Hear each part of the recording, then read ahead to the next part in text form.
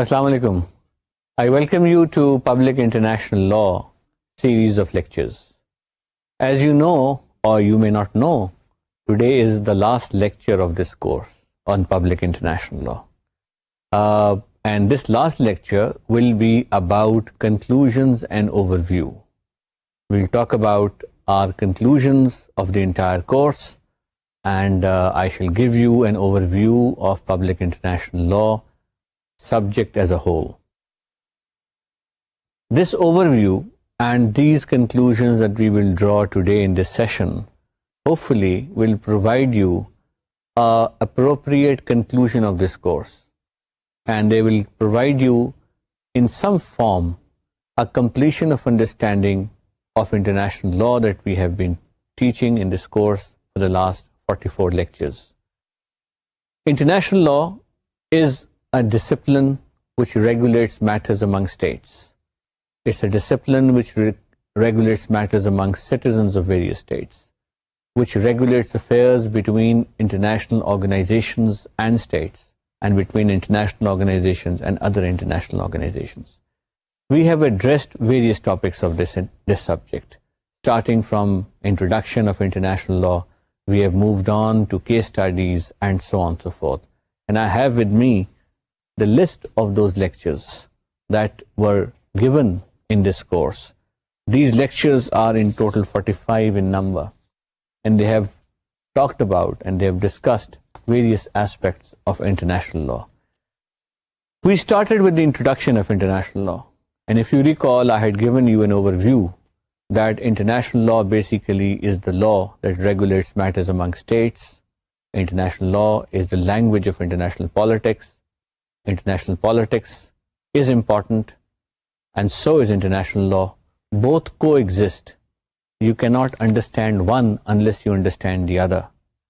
You cannot have true appreciation or evaluation of international relations till such time you are not aware of the fundamentals of international law, because now international relations are regulated by the positions of international law as they have matured in the last 45 years or 60 years, particularly after the UN Charter.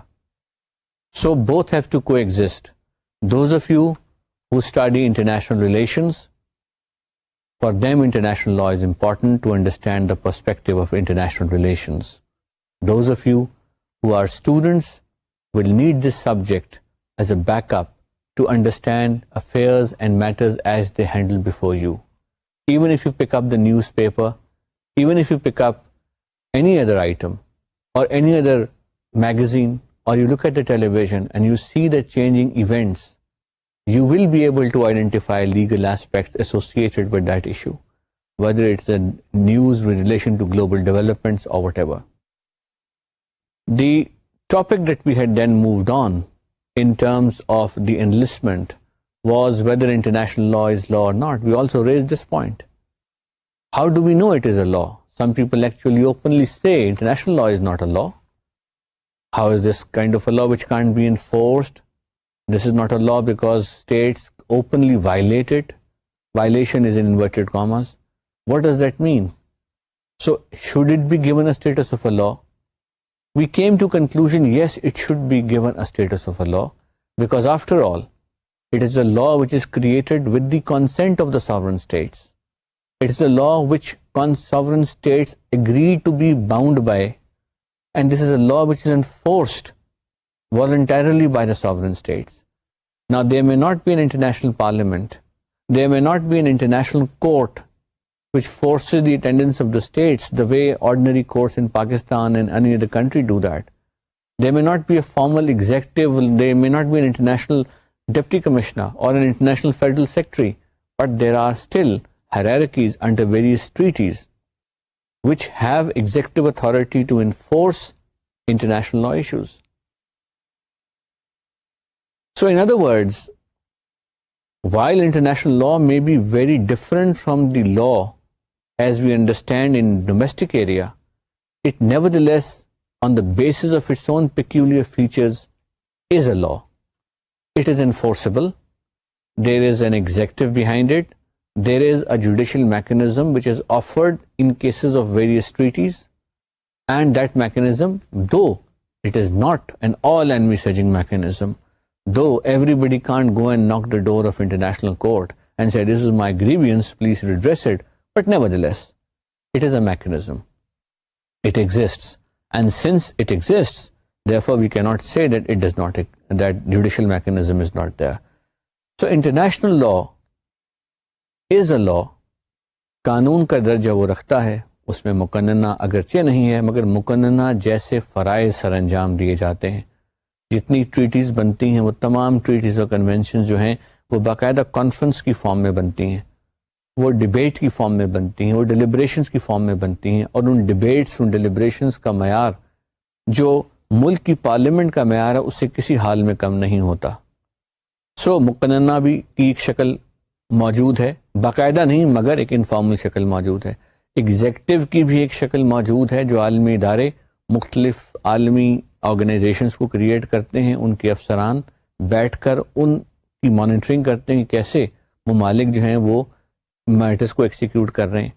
تو اس طرح سے ہم یہ کہہ سکتے ہیں کہ عالمی قانون ایک بھرپور قانون ہے, اور یہ کہنا کہ یہ قانون نہیں ہے یہ ایک اوور سمپلیفائڈ اور ایک آبسلیٹ کانسیپٹ ضرور ہے. اس کے بعد ہم نے یہ دیکھا کہ انٹرنیشنل لاء کا ریلیشن شپ ڈومیسٹک لاء سے کیا ہے, بلکہ اس سے پہلے ہم نے یہ آئیڈینٹیفائی کیا کہ انٹرنیشنل لاء کی سورسز کیا ہیں. انٹرنیشنل لاء کی سورسز ہم نے آئیڈینٹیفائی سب سے امپورٹنٹ کی ٹریٹیز ہے, کنونشنز ہیں, اور یہ وہ ٹریٹیز اور کنونشنز ہیں جس میں قانون لکھا جاتا ہے جو اس کا بنیادی ماخذ ہے. اس کے بعد کسٹمز ہیں, یعنی وہ کسٹمز جو رواج جو اسٹیٹس آپس میں مل کر کرتی ہیں. اس کے علاوہ ہم نے دیکھا کہ انٹرنیشنل لاء کا سورس ایکیڈیمک رائٹنگز ہیں, وہ رائٹنگز آف انٹرنیشنل لائرز کی, ایکسپرٹس کی, جو وہ مختلف قانونی جرائد میں لکھتے ہیں. اس کے علاوہ ہم نے دیکھا کہ انٹرنیشنل لاء کی ایک اور سورس انٹرنیشنل آرگنائزیشنز کی ورکنگ ہے کہ وہاں کیا کیا کام ہو رہا ہے. اور پھر ایک اور ہم نے سورس کو دیکھا کہ انٹرنیشنل لاء کی ایک اور سورس عالمی عدالت یا انٹرنیشنل آربیٹریشن یا انٹرنیشنل جوڈیشل سیٹلمنٹ کی جو کورٹس ہیں ان کے جو فیصلے ہیں وہ بھی عالمی قانون کی تفصیلات کو واضح کرتے ہیں. سو یہ 5-6 سورسز ہم نے آئیڈینٹیفائی کیے جس کی بیسس میں ہم نے کہا کہ اگر آپ نے عالمی قانون کسی بھی ایریا کو دیکھنا ہے تو پھر آپ اس ایریا کی بابت ٹریٹی کو دیکھیں, اس ایریا کی بابت کسٹم کو دیکھیں, اس ایریا کی بابت اس پہ لیگل اوپینینز دیکھیں, اور اس ایریا کی بابت کوئی اگر عالمی عدالت کا کسی کا فیصلہ ہے تو اس کو دیکھیں. یعنی اگر آپ کسی بھی ایشو پر ریسرچ کرنا چاہ رہے ہیں اور آپ یہ چاہتے ہیں کہ آپ یہ کوئی معلوم ہو کہ ٹیررزم پر کا پوزیشن کیا ہے, تو آپ کو ٹیررزم کا قانون ٹیررزم کے کنونشن میں تلاش کرنا ہوگا. ٹیررزم کا قانون you will need to search in the customs relating to terrorism by the member states. You will also look into the writings on terrorism, and you will also need to look at the judgments given by various courts both domestically and internationally. So یہ دیکھنے کے بعد, sources کو understand کرنے کے بعد, ہم نے پھر اس کے بعد دیکھا کہ relation ship of municipal law اور انٹرنیشنل لاء کیا ہے. یعنی میونسپل لاء یعنی کہ ایک ملک کا قانون اور عالمی قانون, ان دونوں میں کیا فرق ہے. یہ بھی بڑی دلچسپ صورتحال ہے, بیکاز ایک طرف ملک کا قانون ہے, ملک کے قانون کو میں کچھ لکھا ہوا ہے, آپ ٹریٹی کی کمٹمنٹ کر لیتے ہیں, اور اس ٹریٹی کی کمٹمنٹ کرنے کے بعد آپ کو قوانین میں تبدیلی لانی پڑتی ہے, یا کوئی ٹریٹی ایسی جس کو آپ کمٹ کرتے ہیں جو ملکی قانون سے متصادم ہے یا ہم آہنگ نہیں ہے, تو پھر اس صورت میں ایک اور سچویشن ڈیولپ ہو جائے گی, اور آپ کو یہاں پر دیکھنا پڑے گا کہ آپ نے اس عالمی قانون کو انٹرنیشنل لاء کو ڈومیسٹک لاء میں کیسے انکارپوریٹ کرنا ہے. So in other words, you are talking of relationship of municipal law and international law. In other words, you are talking of incorporation or transformation of international law into domestic law. اس پر ہم نے آپ کو briefly explain کیا تھا کہ اس کی بھی 2 approaches ہیں. ایک اپروچ وہ ہے کہ جب کوئی ملک کسی ٹریٹی کو ریٹیفائی کر لے تو وہ ٹریٹی از خود اس کے ملک کی قانون کا حصہ تصور کی جاتی ہے. یہ وہ اپروچ ہے جو سول لاء ممالک فالو کرتے ہیں. دوسری اپروچ وہ ہے جو کامن لاء ممالک فالو کرتے ہیں کہ جب تک کسی ٹریٹی کو باقاعدہ اس قانون سازی کر کے اس کو اپنے ملک کی قانون کا حصہ نہ بنایا جائے, وہ ٹریٹی جو ہے نافذ العمل اس ملک میں نہیں ہوتی. یہ کامن لاء ممالک کا نقطہ نظر ہے. پاکستان جو ہے وہ کامن لا ملکوں کا نقطہ نظر فالو کرتا ہے. یعنی اگر جب تک کہ پاکستان کے قانون میں ترمیم کر کے اس ٹریٹی کی شقوں کو ان کی قانون سازی نہ کی جائے, اس وقت تک ٹریٹی کو انفورس پاکستانی کورٹس پاکستان میں نہیں کریں گے. تو یہ ایک ریلیشن شپ بنتا ہے. اور ہم نے یہ بھی ایکسپلین کیا تھا کہ جو امپلیمنٹنگ لیجسلیشن ہوتی ہے یہ ایک کمپلیکس ایریا آف انٹرنیشنل لا بنتا جا رہا ہے, بیکاز اس میں امپلیمنٹ کرنا انٹرنیشنل آبلیگیشنس کو faithfully has become a challenge in its own right, and this challenge has to be addressed very carefully, because اس کی اگر امپرفیکشن ہو جائے اس کنورژن کی تو کانسیکوینسز لوگوں کے لیے یا انڈیویجولس کے لیے بہت ڈینجرس اور بہت خوفناک ہو سکتے ہیں. اس کے علاوہ جو ٹاپکس ہم نے ایڈریس کیے اس میں لا آف ٹریٹیز بھی تھا. لا آف ٹریٹیز میں بہت تفصیل سے ہم نے اسٹڈی کیا کہ ٹریٹیز کا قانون کیا ہے, یہ کیسے وجود میں آتی ہیں. ہم نے یہ بھی ڈسکس کیا کہ جب ٹریٹیز بن جاتی ہیں تو اس کے بعد آپ نے ان کو سائن کرنا ہوتا ہے, اور سائن کرنے کے بعد ریٹیفائی کرنا ہوتا ہے. ہم نے اس میں یہ بھی سمجھا کہ ریٹیفیکیشن اور سگنیچر میں کیا فرق ہے, اور ہم نے یہ بھی اس لیکچر میں انڈرسٹینڈ کیا کہ انفورسمنٹ آف اے ٹریٹی کیا ہے, انٹری انٹو فورس سے ٹریٹی کی کیا مراد ہے, اور کس سٹیج پر وہ ہوتی ہے. اور وہ سٹیج پر ہوتی ہے جب ٹریٹی میں دیے گئے نمبر آف ممالک کی ریٹیفیکیشنز موصول ہو جائیں تو ٹریٹی انٹر انٹو فورس کر جاتی ہے. سگنیچر وہ مقام ہے جب ملک صرف سائن کرتا ہے ٹریٹی کو یہ باور کروانے کے لیے کہ میں اب کنسیڈر کروں گا whether I should be bound by this treaty or not. جبکہ ریٹیفیکیشن وہ عمل ہے جب باقاعدہ آپ ٹریٹی کو ریٹیفائی کرتے ہیں اور سائن کر کے اس کا انسٹرومنٹ آف ایکسیشن انسٹرومنٹ جو ہے وہ آپ ٹریٹی کی ڈپازیٹری کو بھجوا دیتے ہیں, تو یہ ریٹیفیکیشن ہو جاتی ہے. اور ریٹیفیکیشن کے بعد وہ ملک جو ہے وہ it is bound by that treaty and it has an obligation to implement that treaty. ہم نے اس لیکچر میں آپ کو یاد ہوگا یہ بھی ڈسکس کیا تھا کہ ٹریٹیز کے مختلف نام کیوں ہیں. یعنی کسی ٹریٹی کو ہم کنونشن کہتے ہیں, تو کسی کو ہم ایکارڈ کہتے ہیں, کسی کا نام ایگریمنٹ ہے, کسی کا نام MOU ہے, کسی کا نام پروٹوکول ہے. تو یہ کیوں ڈفرینٹ نام ہے, اور ان ناموں کا قانونی امپیکٹ کیا ہے؟ نتیجہ یہ اخذ کیا گیا تھا کہ ان ناموں کا قانونی امپیکٹ کوئی نہیں ہے. یہ نام جو ہیں یہ نام پولیٹیکل بیک گراؤنڈ شاید اس کی وضاحت کرتے ہوں, but as such they have no bearing on the legal character and the interpretation of the treaty itself. So کسی ٹریٹی کو آپ سمجھتے ہیں کہ مناسب یہ ہے کہ اس کو اگریمنٹ کہہ لیا جائے جو بیٹھ کر ہوئی ہے, ایک ہی نشست میں طے پا لیا, یا ایک یا دو, تو آپ نے اس کو سملا اگریمنٹ کہہ دیا. کسی ٹریٹی کو مناسب نہیں تھا اگریمنٹ کہنا, تو آپ نے پریس کانفرنس میں اس کو اناؤنس کیا تو اس کو تاشکنڈ ڈیکلیریشن کہہ دیا. کسی ٹریٹی کے لیے چونکہ ایک نشست, دو نشست, تین نشست نہیں بلکہ کئی سال کی نیگوسیشنز چلیں, کئی سالوں سے کنوین ہوتے رہیں سیشنز, کانفرنسز, تو آپ نے اس کو کنونشن کہہ دیا. کسی ٹریٹیز کے سیٹ کو, دو تین انسٹرومنٹس کو آپ نے جنیوا ایکارڈ کہہ دیا. اب کسی ٹریٹی میں اگر امینڈمنٹ بعد میں ایک اور ٹریٹی نے لانی ہے تو جو ٹریٹی امینڈمنٹ لا رہی ہے آپ نے اس کو پروٹوکول کہہ دیا. Protocol is an amendment to an existing treaty. جو استعمال ہے نومنکلیچر کا یا جو عنوان کا استعمال ہے ٹریٹی کا, اس کا قانون سے کوئی تعلق نہیں ہے. قانونی نقطۂ نظر سے, انٹرنیشنل لا کے پوائنٹ آف ویو سے, you will give interpretation of a treaty as if it's a text that is provided to you. ہم نے ٹریٹی کے کانٹیکسٹ میں ایک اور ایلیمنٹ کو ڈسکس کیا تھا. ہم نے یہ ڈسکس کیا تھا کہ ریزرویشن کا کیا کانسیپٹ ہے. ریزرویشن یا declaration to a treaty. Declaration ہم نے ایکسپلین کیا تھا مینز کہ جب کوئی ملک کسی ٹریٹی کو ریٹیفائی کرنے سے پہلے یہ کہتا ہے کہ آئی شوڈ بی, یا میں ادا کر رہا ہوں کہ جب میری حد تک اس ٹریٹی کی انٹرپریٹیشن کی جائے گی تو ان الفاظ کے یا اس پروویژن کے معنی یہی لیے جائیں گے, اس سے بیونڈ کچھ نہیں لیے جائیں گے. یہ آپ نے ڈیکلیریشن کر دی کہ جی میری انٹرپریٹیشن ان الفاظ کی یہ ہے. جبکہ ریزرویشن سے مراد یہ ہے کہ میری حد تک اس پروویژن کو اپلائی نہ کیا جائے. Please reserve its operation qua me. I am not interested for the implementation of this provision. I am prepared to accept the remaining treaty but not this provision. آپ نے اس کو ایکسیپٹ کرنے سے انکاری ہیں.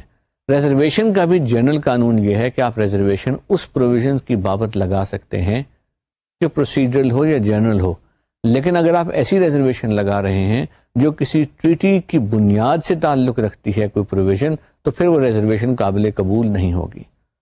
تو لا آف ٹریٹیز میں ہم نے یہ سب کچھ اسٹڈی کیا تھا، signature, ratification, nomenclature of a treaty, اور اس کے علاوہ باقی چیزوں کو جو ٹریٹی کے لا سے متعلقہ ہیں. پھر اس کے بعد ہم نے اسٹیٹ کی جورسڈکشن کے کانسیپٹ کو ایکسپلین کیا کہ اسٹیٹ کی جورسڈکشن کا کانسیپٹ کیا ہے، اسٹیٹ اپنی جورسڈکشن سے کیا مراد رکھتی ہے. اسٹیٹ تو ایک نیچرل پرسن تو ہے نہیں، کوئی انسان کا نام نہیں ہے، کسی جاندار کا نام نہیں ہے. اسٹیٹ تو ایک لیگل فکشن کا نام ہے. جس زمین پہ آپ کھڑے ہیں اس کے گرد ایک احاطہ لگا ہوا ہے اور وہ آپ کی اسٹیٹ ہے، مگر ایز سچ وہ کوئی نیچرل پرسن نہیں ہے. تو جب ہم یہ کہتے ہیں کہ اسٹیٹ اپنی جورسڈکشن ایگزرٹ کرتی ہے تو اس سے کیا مراد ہے؟ کہ کیا اسٹیٹ اٹھ کر بھاگ پڑتی ہے، یہ ساری زمین اٹھ کر کسی کے پیچھے چل پڑتی ہے؟ نہیں.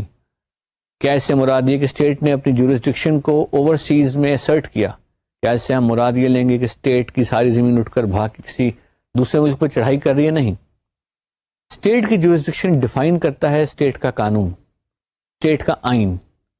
سو اسٹیٹ کی jurisdiction will be defined by the constitution of the country and the laws under the country. And laws are the means to extend the jurisdiction, and laws are the means to assert the jurisdiction on the part of the state. یہ laws state extra territorial application کے بھی کر سکتی ہے. یہ laws state بنا سکتی ہے with reference to people within the state. یعنی اگر آپ قوانین اٹھائیں، تقریباً 7,000 قوانین ہیں پاکستان میں. ان کے پہلے شروع کے سیکشن 1 یا 2 اگر آپ دیکھیں، شارٹ ٹائٹل اینڈ ایکسٹینڈ عموماً اس کا ٹائٹل ہوتا ہے، اس میں لکھا ہوگا this law extends to the territories of Pakistan and to any person and to such and such وغیرہ وغیرہ. تو جس طرح کا بھی قانون ہے، جو بھی اس کی ضرورت ہے، اگر وہ بینک سے متعلقہ ہے تو پھر اس کی ایکسٹرا ٹیریٹوریل اپلیکیشن ہوگی. اگر اس قانون کو اطلاق کی آؤٹ سائڈ پاکستان ضرورت نہیں ہے تو پھر اس کی اطلاق نہیں ہوگی. لیکن جو بنیاد ہے ایکسٹینشن آف جورسڈکشن کی، وہ ہے یا ٹیریٹری، یعنی آپ ٹیریٹری سے لنک کر کے قانون سازی کرتے ہیں، یا ہے نیشنلٹی، یعنی آپ اپنے نیشنلز کے حوالے سے قانون سازی کرتے ہیں اور آپ کہتے ہیں یہ میں بلال پر قانون کا اطلاق ہوگا as a citizen of Pakistan. اب بلال کہیں چلے جائیں دنیا میں، پاکستان کا قانون ساتھ ساتھ میرے ٹریول کر رہا ہے، میں پاکستان کے شہری ہوں، پاکستان کے قانون کا سبجیکٹ میٹر ہوں، تو میرے ساتھ وہ ٹریول کر رہا ہوگا. اور اگر میں بیرون ملک کوئی ایسی حرکت کرتا ہوں جس سے پاکستان میں کسی کو نقصان پہنچتا ہے تو میں لائبل ہو جاؤں گا، اگرچہ میں نے وہ حرکت پاکستان سے باہر کی ہے، بیکاز پاکستان کی جورسڈکشن میرے ساتھ ساتھ ٹریول کر رہی ہے. پھر ایک جورسڈکشن ہوتی ہے یونیورسلٹی سے ایسوسیٹڈ، کہ کچھ کرائمز کی نیچر ایسی ہے کہ وہ کہیں پر بھی ہوں، کوئی بھی کرے، ہر ملک کو جورسڈکشن ہے کہ اس کے مجرم کو پکڑ کر اس کا وہ ٹرائل کر سکیں. High jacking is one such crime which has a jurisdiction of a universal nature. Piracy is one such crime which has a jurisdiction of a universal nature. So hijacker نے چاہے ہائی جیکنگ کہیں کی ہو، اگر وہ آپ کے ملک میں پکڑا گیا تو آپ اس کو ٹرائی کر سکتے ہیں without extraditing because it's a crime of universal jurisdiction. اگر کسی نے جینوسائڈ خدا نخواستہ کمٹ کیا ہے، وہ آپ کے ملک میں پایا گیا، کرائمز اگینسٹ ہیومینٹی کمٹ کیے، تو آپ اس کا ٹرائل کر سکتے ہیں. اور یہ بنیاد تھی پاکستان کی سکھ ہائی جیکرز کا ٹرائل کرنے کی، کہ ہائی جیکنگ ملک سے باہر ہوئی تھی، ہائی جیکرز پاکستان میں گرفتار ہوئے اور پاکستان نے یونیورسل جورسڈکشن کے کانٹیکسٹ میں اس جورسڈکشن کو اسرٹ کیا. سو اسٹیٹ کی جورسڈکشن یاد رکھیے اس کا قانون ڈیفائن کرتا ہے، اور قانون کی ڈیفینیشن جو ہے وہ یا یونیورسلٹی کی بیس پہ ہوتی ہے، ٹیریٹری کی بیس پہ ہوتی ہے، نیشنلٹی کی بیس پہ ہوتی ہے، یا ٹرانزیکشن کی بیس پر بھی ہوتی ہے.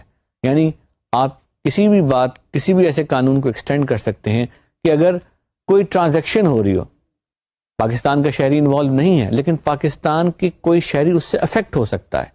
جرمنی میں کچھ ہوا ہے، جرمنی میں 2 افراد بیٹھ کر پاکستان کی کسی شہری یا کسی کمپنی کے خلاف کچھ ساز باز کرتے ہیں. اب اس میں نہ پاکستان انوالوڈ ہے، نہ ٹیریٹریز انوالوڈ، نہ نیشنل انوالوڈ ہے، مگر ایکٹ یا ٹرانزیکشن پاکستان سے باہر اکر کر رہی ہے، اس صورت میں بھی کچھ قوانین جورسڈکشن اپنی اسرٹ کر سکتے ہیں. اگین ان پرنسپل کے ساتھ ساتھ اس قانون کے الفاظ کو دیکھنا ضروری ہوگا کہ جورسڈکشن کن بنیادوں پر اسرٹ کی جا رہی ہے. پھر ہم نے اسٹیٹ امیونٹی کو دیکھا کہ امیونٹی فرام جورسڈکشن جو ہے اس کا کیا کانسیپٹ ہے.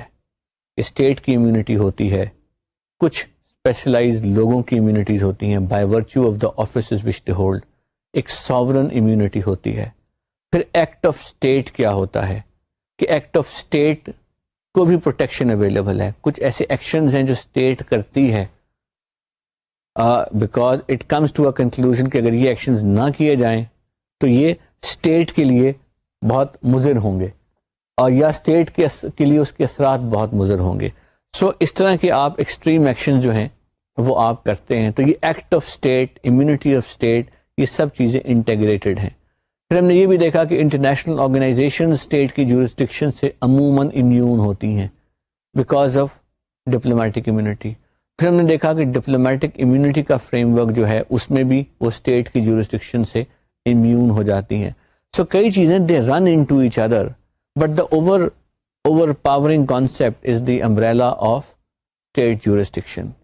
State jurisdiction کے بعد we also were able to look at the concept of territory. یہ ٹیریٹری کا کیا کانسیپٹ ہے, اسٹیٹ کی ٹیریٹری آپ کیسے ایکوائر کرتے ہیں, کیسے انکریز کرتے ہیں. اس میں ایک چیز ہم نے واضح کر دی تھی کہ یو این چارٹر کے بعد ٹیریٹریز کی ایکوزیشن تھرو فورس اب امپاسبل ہے, اٹ از illegal. پہلے زمانے میں جو ہم کہانیاں پڑھتے تھے یا تاریخ پڑھتے ہیں کہ اسکندر اعظم نے منزلوں پہ منزلیں مار کے فلانا ملک فتح کیا, فلانا ملک فتح کیا, یا فلانے سپہ سالار نے یا فلانے بادشاہ نے ایسے حملہ کر کے ممالک کو فتح کیا اور اپنی سلطنت کو بڑھایا. اب وہ بڑھاوا سلطنت میں یا اب وہ بڑھاوا ملک میں پاسبل نہیں ہے because of article 24 of the U N charter. So territory بڑھانے کی traditional mode are now declared illegal. So پھر ٹیریٹری میں ایڈیشن یا انکریز کس بنیاد پر ہو سکتا ہے, اس کے قانونی وینیوز کیا ہیں. اس کا قانونی طریقہ ہے ایکسیشن کا, کہ کوئی اور ملک اپنا کوئی خطہ آپ کے ساتھ ایکسیڈ کر دے, آپ کو دے دے, جس طرح ہم عام زبان میں رجسٹری کرنا کہتے ہیں. پاکستان نے لداخ کی ٹیریٹری چائنا کو سیڈ کر دی, 1962 کا غالباً ایگریمنٹ تھا جس کے توسط سے کی. اسی طرح بے شمار ممالک کے مابین مختلف ایگریمنٹس ہوتے ہیں یا ہوئے تھے, اب تو بہت کم ہوتے ہیں, جس میں وہ تھرو سیڈ کرتے ہیں ٹیریٹری کو تھرو دس پروسیس. پھر the other process of acquiring اور losing territory is the process of prescription, process of plebiscite and accretion. Prescription کا پروسیس یہ ہے کہ آپ کسی ایسی خطے پر بیٹھے ہوئے ہیں جو آپ کا نہیں ہے اور دوسرا ملک پروٹیسٹ نہیں کر رہا. اگر وہ پروٹیسٹ نہیں کرتا تو by virtue of prescription you are able to mature your title over a period of time, and this maturity of title through occupation is a valid mode of transfer.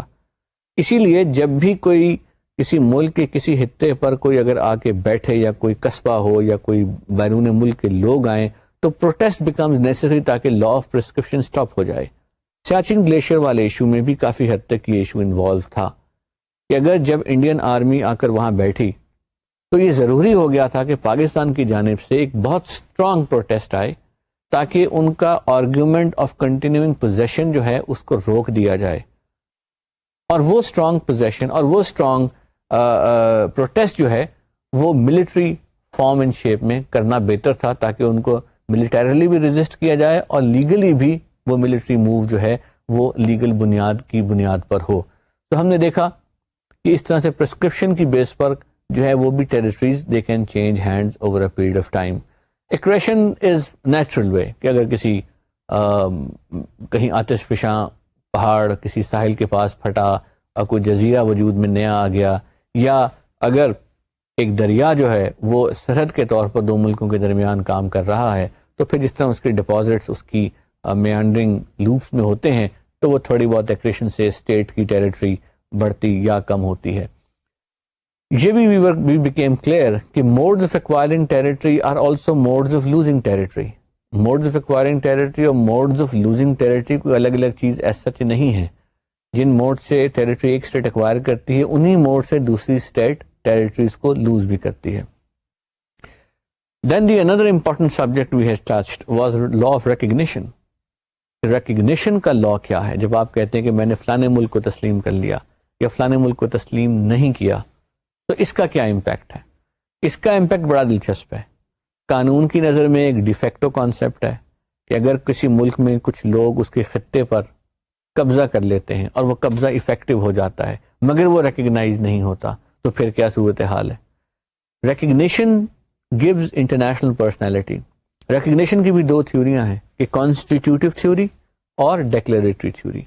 ایک theory یہ کہتی ہے کہ اگر میں ریکگنائز جب تک formal recognition نہ کی جائے اس وقت تک state does not comes into existence. Declaratory theory یہ کہتی ہے کہ اسٹیٹ کی ریکگنیشن محض ایک ڈیکلیریٹری فیل ہے، ایک اضافی فیل ہے، اس سے اسٹیٹ کی وجود میں آنے کی قانونی شکل پہ کوئی فرق نہیں پڑتا. سو اس پر یہ بحث جاری رہتی ہے. بٹ اب جو ممالک ہیں ان کی اپروچ یہ ہے کہ instead of making formal declarations of recognizing new states they are simply referring to a conduct that they begin to have with a new state which has come into existence, and through that conduct one is able to decipher that yes, now they have moved into a situation where they can deem to have recognized the state for all practical purposes. یہ ہمارے issue asset Pakistan کے context میں major issue تھا، کئی اور ممالک کے case میں میجر ایشو تھا کہ ان ممالک کو جو نئے وجود میں آ رہے ہیں ریکگنائز فارملی کرنا چاہیے یا نہیں کرنا چاہیے. یو کے اور یو ایس کی اسٹیٹ پریکٹس جو ہے اٹ اوائڈز فارمل ریکگنیشن. اسی طرح پھر we talked about state succession کہ اسٹیٹ کی سکسیشن جو ہے وہ کیا ہے کہ جب اسٹیٹ ایک ٹوٹتی ہے تو ٹوٹنے کے بعد وہ مختلف اسٹیٹس میں بٹ جاتی ہے تو جو میجر اسٹیٹ ہے اس پر جو قانونی ذمہ داریاں ہیں وہ کیسے باقی اس کے سب سیٹس پر تقسیم ہوتی ہیں یا ان پہ ڈیوالو اپون کرتی ہیں اور اس کا کیا اثر ہے. ہم نے یہ بھی دیکھا اسٹیٹ سکسیشن کو اور ہم نے یہ بھی اسیس کیا کہ بعض اوقات اگر بہت چھوٹے چھوٹے ٹکڑوں میں اسٹیٹ بٹ رہی ہو تو بٹنے کے وقت یا تقسیم ہونے کے وقت یہ فیصلہ کر لیا جاتا ہے کہ ان میں سے کون سی اسٹیٹ ہے جو سکسیسر اسٹیٹ کہلائے گی اور باقی جو اسٹیٹس چھوٹی چھوٹی وجود میں آ رہی ہیں ان کو یہ آپشن ہوگی کہ وہ دوبارہ کنونشنز کو ریٹیفائی کر سکیں یا نئی قانون سازی کر سکیں یا انہی قوانین کو اڈاپٹ کر لیں. جب سب کانٹیننٹ کی تقسیم ہوئی تو India was considered to be a successor state of the British empire and Pakistan had the option to readopt اور re ratify various international conventions. Pakistan نے کیا یہ کہ جو انڈیا کی تقسیم سے پہلے قوانین رائج تھے ان کو بھی اڈاپٹ کر لیا وتھ سوٹیبل چینجز اور ساتھ ساتھ یہ بھی کیا کہ جو انٹرنیشنل کنونشنز تھے most of those conventions were ratified. پھر we went into the area of law of the sea. Law of the sea is one of the largest areas of international law because وہ آپ کے تمام سمندری حدود کو regulate کرتا ہے، ان کے معاملات کو ڈیل کرتا ہے، ان کی کانٹیکس کو دیکھتا ہے. اور لا آف دا سی میں ہم نے دیکھا کہ سب سے important law is law of the sea convention 1982. یہ قانون جو ہے یہ 350 سے زائد پروویژنز پر مبنی ہے، کئی اس کے نیکسز ہیں اور بہت کم ٹریٹیز ایسی ہوں گی جو اتنی تفصیلی ہیں جتنی لا آف دا سی کنونشن ہے. We also came to this conclusion that law of the sea convention confers some historic rights, some exceptional rights to the coastal states, which include, for example, 12 miles territorial waters. So up to 12 nautical miles, every state has a right to own those waters, which is of course subject to the condition of innocent passage, that any country can pass through those waters innocently in order for a navigational comfort. Then the law of the sea gave every country 200 nautical miles exclusive economic zone. Exclusive economic zone means a zone up to 200 miles in which the coastal state has exclusive economic rights to the exclusion of everyone else. مگر یہ آپ کی ملکیت نہیں ہے. 200 nautical مائل آپ کی ملکیت نہیں ہے، 12 ناٹیکل مائل آپ کی ملکیت ہے بیکاز وہ آپ کے ٹیریٹوریل واٹرز کہلاتے ہیں. 200 ناٹیکل مائلز آپ کی ملکیتی حقوق نہیں ہیں، آپ کے صرف مخصوص معاشی حقوق ہیں معاشیات سے متعلق کہ آپ نے کوئی ڈرل کرنا ہے، کوئی چیز رگ کرنی ہے، کوئی ایکسٹریکٹ کرنے منرل فشز، اس کے حقوق ہیں. پھر تیسرا جو اہم چیز لا آف دا سی کنونشن نے دی وہ کانٹیننٹل شیلف تھا اپ ٹو 350 ناٹیکل مائلز، یعنی وہ حصہ زیر زمین جو جا رہا ہے 350 ناٹیکل مائلز تک، اس پر آپ آئل کی ڈرلنگ، معدنیات کی ریکوری وہ سب کر سکتے ہیں، subject to certain claim establishing under the separate regime under the convention itself. تو لا آف دا سی کنونشن نے غیر معمولی قوانین کے تھرو غیر معمولی حقوق مختلف ممالک کو دیے، ٹرانزٹ کے رائٹس دیے، پولوشن کے لیے پروٹیکشنز کی پروویژنز وغیرہ مہیا کی، اور اس سے متعلقہ واقعی کام کیے. سو یہ کنونشن جو ہے اس کا فائدہ تمام ممالک کو باہمی طور پر ہوا، اور تمام ممالک تقریباً تمام سوائے لینڈ لاک کنٹریز کے تصرف میں ایسے سمندری وسائل آئے جو پہلے ان کے پاس نہیں تھے. یہ بھی انٹرنیشنل لا کی وجہ سے ہی ہوا. اس کے علاوہ لا آف دا سی کنونشن نے کئی اور ایشوز کو ایڈریس کیا، جس میں آرچیپیلاجوز ہیں، یعنی بے شمار ممالک ہیں چھوٹے چھوٹے جزائر سے مل کر بنے ہیں، ان کو ہم آرچیپیلاجو اسٹیٹس کہتے ہیں. ان کے کیا حقوق ہیں، ان کے ایکسکلوسیو اکنامک زون کہاں تک ہوگی، وغیرہ وغیرہ.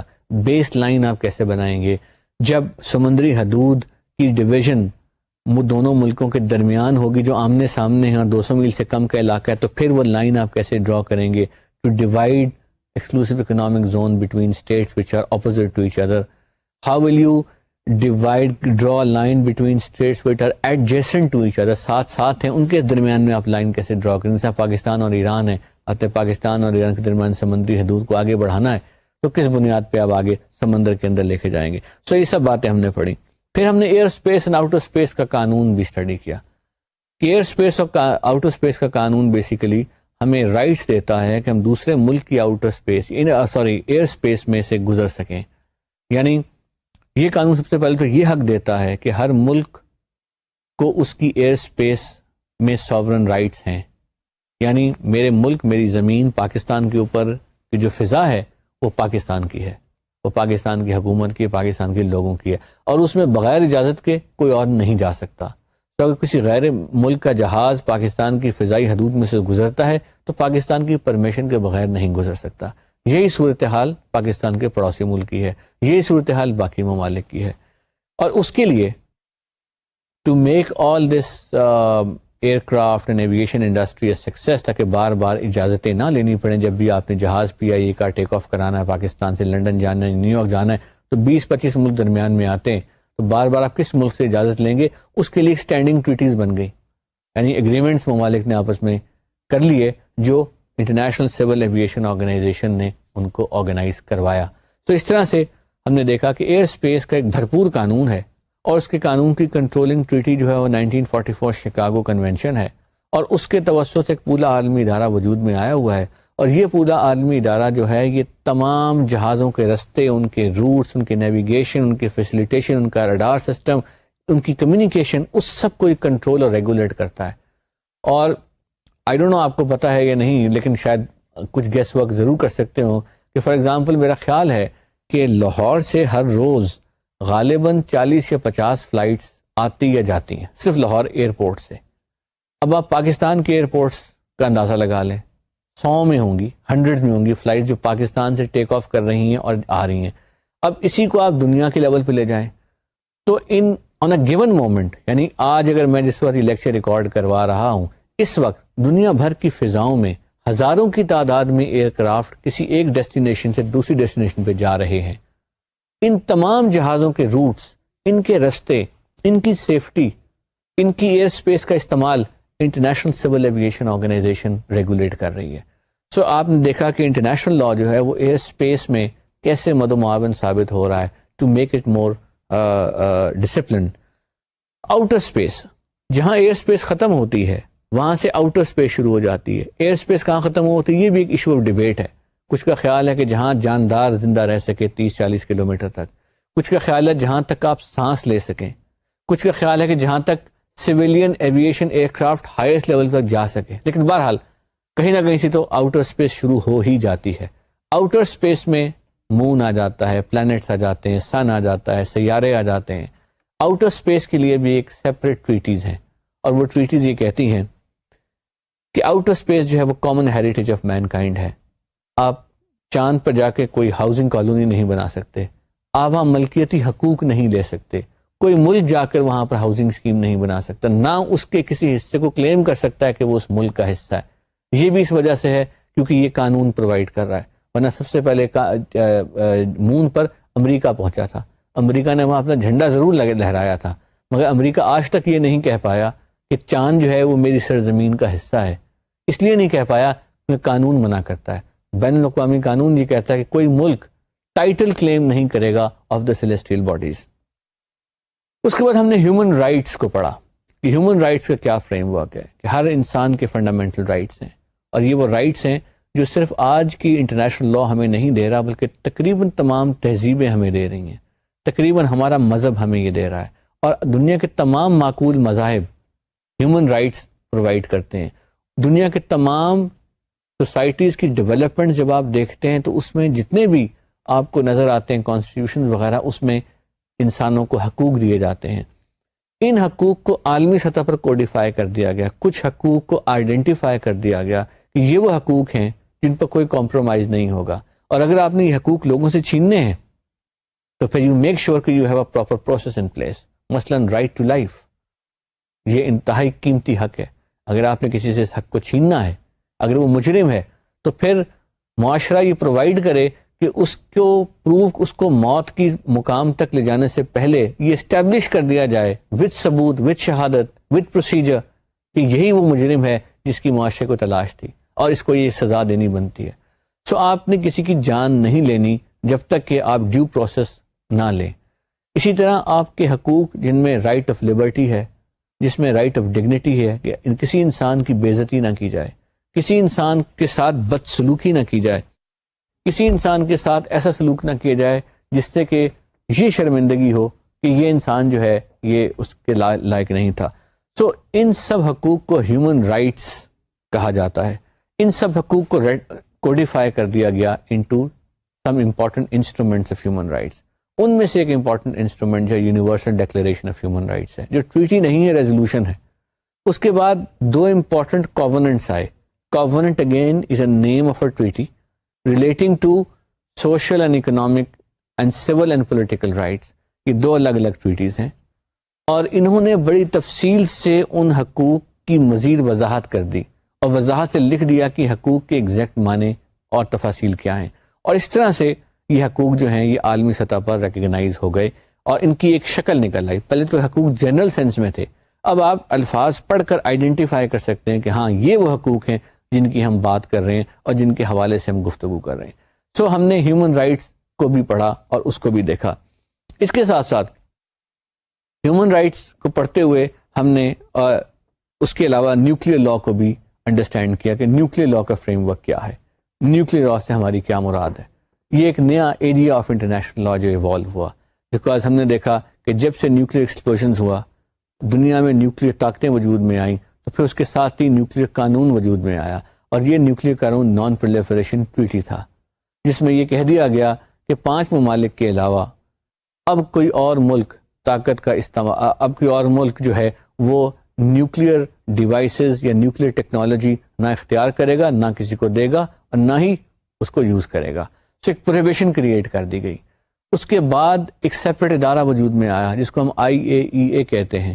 IAEA کا کام یہ تھا کہ بہرحال نیوکلیئر ٹیکنالوجی پیسفل پرپزز کے لیے بھی چاہیے، تو ایک طرف تو آپ نے نیوکلیئر ٹیکنالوجی کی ممانعت NPT میں کر دی، لیکن وہ ٹیکنالوجی جو پیسفل پرپز کے لیے چاہیے وہ تو ممالک کو ملنے کا اختیار ہے۔ اس اختیار کو ریکگنائز کیا گیا، اور یہ ٹیکنالوجی تھی یہ ملکوں کو اویلیبل ہونا شروع ہو گئی۔ اس اویلیبلٹی کو مانیٹر کرنے کے لیے کہ کہیں یہ مس یوز نہ ہو جائے، IAEA نے کہا کہ ہم اس کو گارڈ کریں گے کہ یہ سیفلی گارڈ ایکسیکیوٹ ہو رہی ہے، نہیں، اس کو سیف گارڈ کہا گیا، اور سیف گارڈ کے باقاعدہ ایگریمنٹس بنائے گئے۔ سو اب آپ IAEA سے کوئی چیز لیتے ہیں اور آپ کہتے ہیں کہ جی ہم نے اپنی سائنسز میں کوئی ڈیولپمنٹ کرنی ہے، ہم نے ایگریکلچر یونیورسٹی میں نیوکلیئر بیس کوئی ریسرچ کرنی ہے، ہم نے میڈیسن میں کوئی نیوکلیئر بیس ریسرچ کرنی ہے، تو IAEA آپ کے ساتھ ایگریمنٹ کرتا ہے، وہ ٹیکنالوجی آپ کا جو سپلائر ہے، کینیڈا سے آپ لے رہے ہیں، جاپان سے لے رہے ہیں، وہ آپ کو اویلیبل کی جاتی ہے، اور پھر اگر آپ وہ آ کر شکر خانہ میں اس کو انسٹال کرتے ہیں، کسی اور ہاسپٹل میں انسٹال کرتے ہیں, کسی اور جگہ انسٹال کرتے ہیں, پھر آئیے کہ انسپیکٹرز آ کے دیکھتے ہیں کہ کہیں آپ نے اس کو ڈائیورٹ کر کے کسی اور ملٹری یوز میں تو نہیں لے کے جا رہے, وغیرہ وغیرہ. سو نیوکلیئر لا بھی جو ہے وہ ہمارے لیے ایک امپورٹنٹ ایریا اب بھی بنتا جا رہا ہے, نہ صرف ہمارے لیے بلکہ پوری دنیا کے لیے. اسی طرح نیوکلیئر لا کے بعد ہم نے IAEA کو بھی دیکھا, اور پھر ہم نے ٹیررزم کو ایز اے لا کی سب سیٹ کے طور پر اسٹڈی کیا کہ انٹرنیشنل لا آن ٹیررزم کیا ہے, بیکاز ٹیررزم بہرحال ایک ایریا آف انٹرنیشنل لا ہے, اور اس کو ہینڈل کیسے کیا جائے. اس میں ہم نے کنونشنز دیکھے, اس میں تقریباً 13 میجر کنونشنز ہیں جو مختلف ایریاز کو ڈیل کرتے ہیں. یہ کنونشنز جو ہیں یہ ٹیررزم کو ڈیفائن کرتے ہیں with reference to certain acts. مثلا ہائی جیکنگ جو ہے وہ بھی ایکٹ آف ٹیررزم ہے, مگر وہ ہائی جیکنگ سے متعلقہ ہے. سویلین جو سمندر میں آئل پلیٹ فارمز ہوتے ہیں ان کو ڈسٹرائے اگر کیا جائے تو اس کے لیے ایک سیپریٹ کنونشن ہے, مگر یہ کمپریہنسو کنونشن نہیں ہے. تو یہ 12-13 کنونشنز کو بھی ہم نے دیکھا. اس کے علاوہ ہم نے اقوام متحدہ کی 13 یا 14 ریزولوشنز ہیں جو ٹیررزم سے متعلقہ ہیں, 1269 سے شروع ہو کے 1373 سے شروع ہو کے 1617 اور آگے تک. ہم نے ان کا بھی جائزہ تفصیل سے لیا کہ یہ ٹیررزم سے متعلق قانون کو کیسے آگے بڑھا رہی ہیں, اور یہ جو development of law on terrorism ہے through UN security council, although it is not a controversy free development, but nevertheless it is a development taking place. اس کا امپیکٹ کیا ہے, اور ریزولوشن جو کیسے ایک میکینزم کریٹ کرتی ہیں for enforcement of law against terrorism. ہم نے ڈیفینیشن کو بھی ایگزامن کیا کہ اگرچہ کمپریہنسو کنونشن آن ٹیررزم جو ہے وہ نیگوسیشن کی فائنل سٹیج میں ہے, اور اس میں تقریباً تمام شکیں فائنل ہو گئی ہیں ماں سوائے ٹیررزم کے کی ڈیفینیشن کے, مگر ہم نے یہ بھی دیکھا کہ اس ڈیفینیشن فارمل ڈیفینیشن نہ ہونے کے باوجود اقوام متحدہ کی قرارداد کے خاص پیرے کو de facto definition of terrorism تصور کیا جاتا ہے. اور ہم نے یہ بھی دیکھا کہ ٹیررزم کی ڈیفینیشن سے زیادہ ٹیررزم کے ایونٹ کی بےخنی تھرو لا زیادہ امپورٹنٹ ہے. سو اب ڈیفینیشن کا جو ایشو ہے وہ تھوڑا آبسلیٹ ہو گیا ہے, وہ ذرا پس منظر میں چلا گیا ہے. ایکٹ آف ٹیررزم کے خلاف لیگل میکانزم کو ریوائیو کرنا زیادہ امپورٹنٹ چیلنج اور زیادہ کریٹیکل ہو گیا ہے.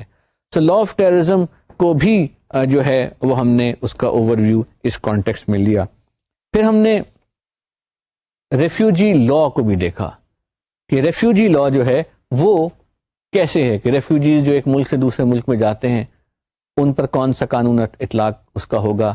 UNHCR UN commission for refugees جو ہے اس کا کیا لیگل امبریلا ہے, اس کا کیا لیگل ایمبٹ ہے, اور جو کنونشن کے نیچے ریفیوجی ہے وہ کیا ہے.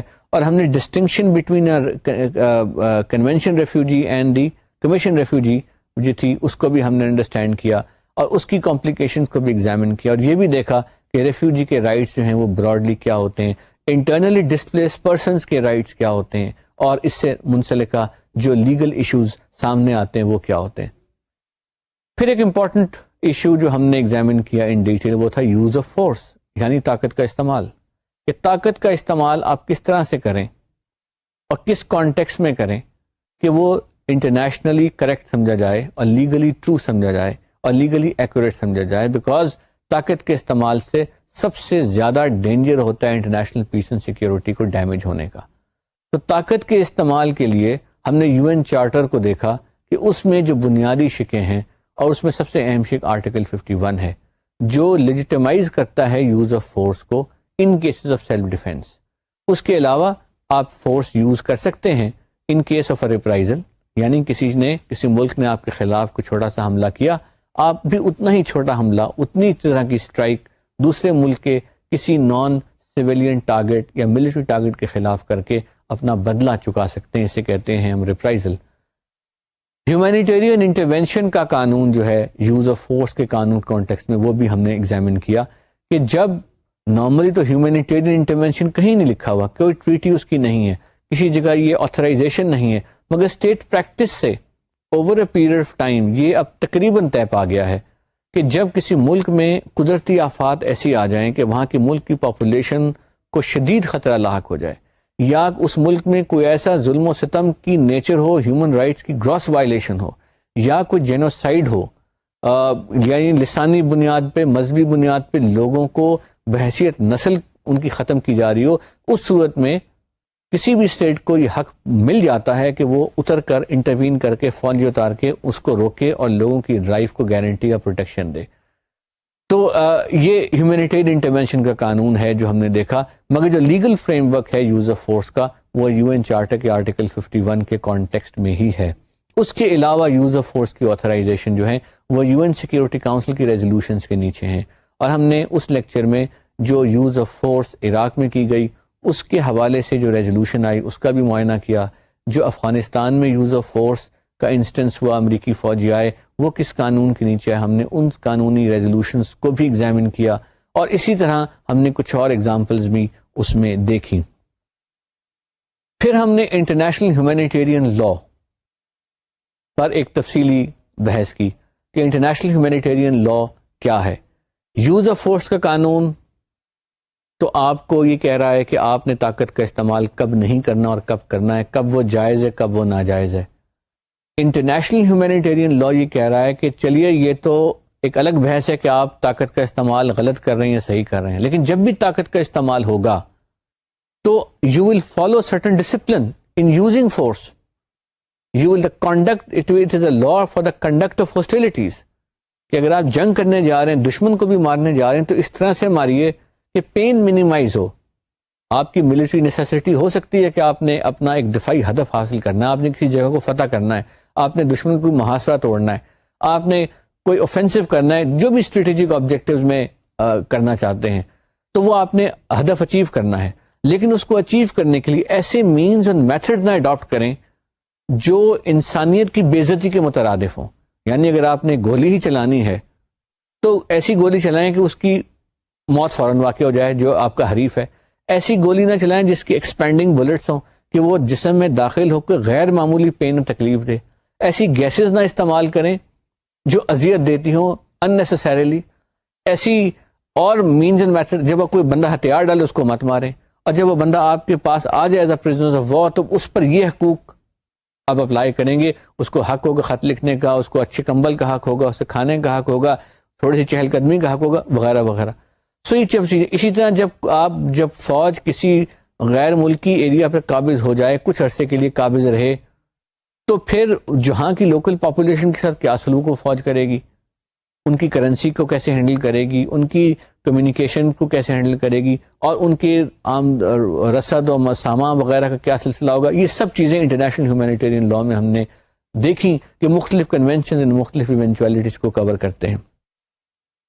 پھر اس کے بعد ہم نے دیکھا انٹرنیشنل کرمنل کورٹ کا کانسیپٹ, کہ ایک عالمی کورٹ بنایا گیا کہ جب بھی کوئی انٹرنیشنل ہیومینیٹیرین لا کی وائلیشن کرے گا یا کرتا ہوا پایا جائے گا تو پھر اس کے لیے انٹرنیشنل کرمنل کورٹ ہے.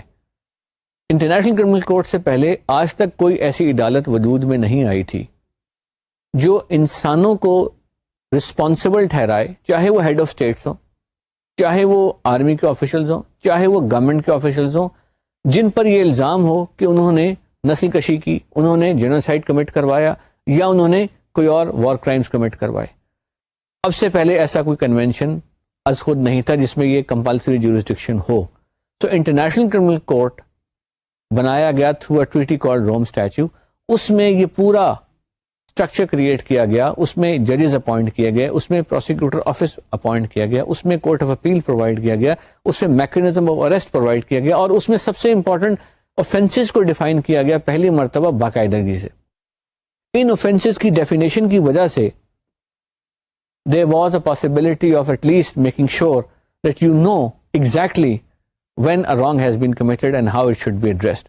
So International Criminal Court جو ہے آج کل وہ دارفور میں جو قتل نسل کشی کی گئی اور جو قتل و غارت کیا گیا اس کے جو رسپانسبل آفیشلز ہیں ان پر وہ ٹرائل کنڈکٹ کرنے کا سوچ رہا ہے.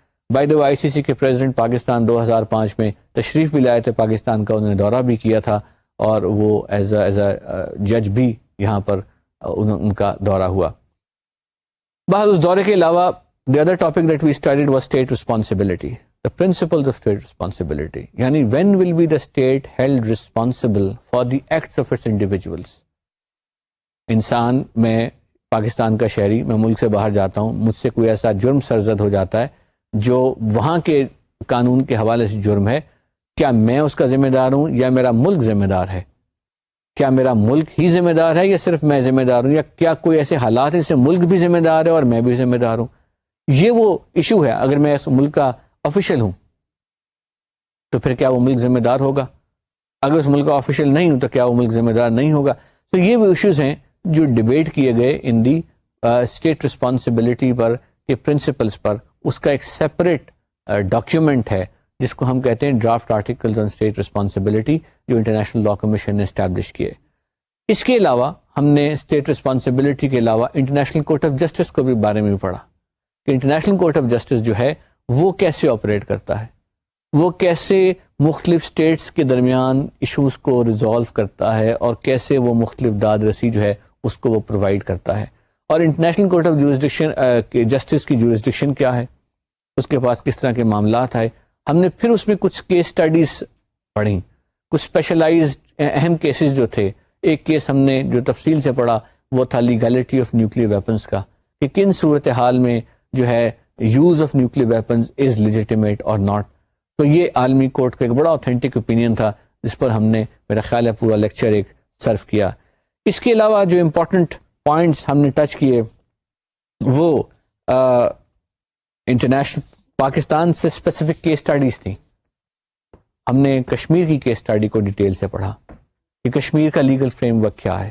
ہم نے سیاچین کی کیس اسٹڈیز کو ان ڈیٹیل ایگزامن کیا کہ سیاچین کا لیگل ایشو کیا ہے. ہم نے اس کا میپ بھی یہاں ڈرا کیا، ہم نے اس میں ایگزامن کیا کہ اس میپ میں کیسے لائنز جا رہی ہیں، کون کون سے ایگریمنٹس اپلیکیبل ہیں، کن بائلیٹرل ایگریمنٹس کی انٹرپریٹیشن ہے، کون کون سے انٹرنیشنل لا کا اطلاق ہوتا ہے. ہم نے سیاچین کی کیس اسٹڈی بھی پڑھی، اور اس سیاچین کی کیس اسٹڈی میں ہم نے دیکھا کہ لا آف دا سی کے پرنسپلز کیسے اپلائی کرتے ہیں. اس کے علاوہ پھر ہم نے کچھ امپورٹنٹ کرنٹ ایشوز بھی دیکھے. ان کرنٹ ایشوز میں جو ہم نے دیکھے اس میں انٹرنیشنل کرمنل لا کی ریسنٹ ڈیولپمنٹ دیکھی کہ انٹرنیشنل کرمنل لا کی ریسنٹ ڈیولپمنٹس میں منی لانڈرنگ کا ایشو ہے، میوچول لیگل اسسٹنس کا ایشو ہے. اس کے علاوہ جو باقی میٹرز ہیں سچ ایز فورفیچر کے ایشوز ہیں، ٹرانس باؤنڈری انسالوینسیز کے ایشوز ہیں، ان کو بھی ہم نے بریفلی اسٹڈی کیا in these areas of international لا. پھر ہم نے اٹلانٹک کیس بھی دیکھا. پاکستان جو معاملہ اپنا انٹرنیشنل کورٹ آف جسٹس میں لے کر گیا تھا اٹلانٹک جہاز کی شوٹنگ ڈاؤن کا، ہم نے بڑی تفصیل سے اس ججمنٹ کو ایگزامن کیا، اور ہم نے اس میں ایگزامن کیا کہ پاکستان کے خلاف یہ فیصلہ کیوں آیا، جورسڈکشنل ایشوز کیا تھے، اور کیا ایشوز جو تھے وہ ریز کیے گئے، اس کے علاوہ کون کون سے میٹرز جو تھے. پھر لاسٹلی ہم نے جو تھا وہ کچھ کیس اسٹڈیز یونائٹڈ نیشنز کی دیکھی کہ یو این کی آرگنائزیشنز کیسے آپریٹ کرتی ہیں، انٹرنیشنل ٹریڈ لا کا کیا فریم ورک ہے. نارملی لوگ انٹرنیشنل ٹریڈ لا کو یہی سمجھتے ہیں کہ WTO، لیکن ہم نے دیکھا کہ انٹرنیشنل ٹریڈ لا کا ایک کمپلیٹ کمپریہنسو فریم ورک ہے، اور وہ فریم ورک جو ہے وہ ہمیں ایکسپلین کرتا ہے کہ ٹریڈ لا ایک بہت کمپلیکس ایریا ہے اور وہ بہت ٹیکنیکل ایریا ہے، اور اس ٹیکنیکل ایریا کو ٹیکنیکلی ہینڈل کرنا ضروری ہے. وہ کوئی سیاسی ایریا نہیں ہے، وہ ریگولیٹری ایریا ہے. سو اس کے بعد پھر ہم نے ریسنٹ کیس اسٹڈیز پر آئے. ہم نے جو future challenges of international law ہے ان کو دیکھا. ہم نے دیکھا کہ Islamic concept of international law پر بھی ہم نے ایک لیکچر ان ڈیٹیل دیا اور ایگزامن کیا کہ اسلامک قوانین جو ہیں اور جو اسلام کی تعلیمات ہیں اور جو حضور پاک صلی اللہ علیہ وآلہ وسلم کی تعلیمات ہیں اور جو قرآن میں جو کچھ دیا گیا اور جو کچھ اس کے بعد آنے والے فقہا نے جس طرح سے ان کو انٹرپریٹ کیا اور جو اسٹیٹ پریکٹس رہی مسلم خلفاء کی، وہ کیسے in conformity with principles of international law ہے، اور کیسے عہد یا کمٹمنٹ بائی دا اسٹیٹ کا کتنا امپورٹنٹ پریمیم ہے اسلامک ہسٹری میں، کہ جب آپ کسی سے عہد کرتے ہیں، چاہے وہ عہد لکھ کر کریں، چاہے وہ عہد منہ زبانی کریں، چاہے وہ عہد تھرو ٹریٹی کریں، وہ آپ پر پابندی ہوتی ہے کہ آپ نے اس کا پاس کرنا ہے.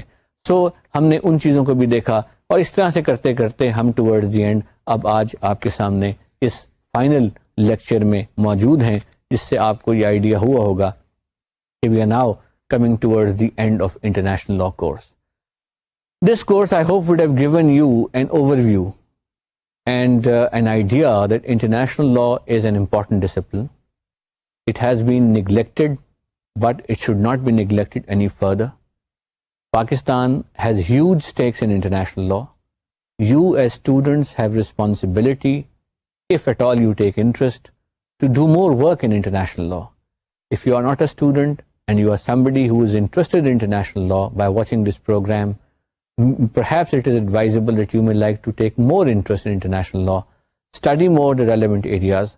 But even if you are not formally studying it, at least you've had an idea at how a legal component of any international issue can be examined and why it should not be ignored. When we analyze things, we only look at the political side.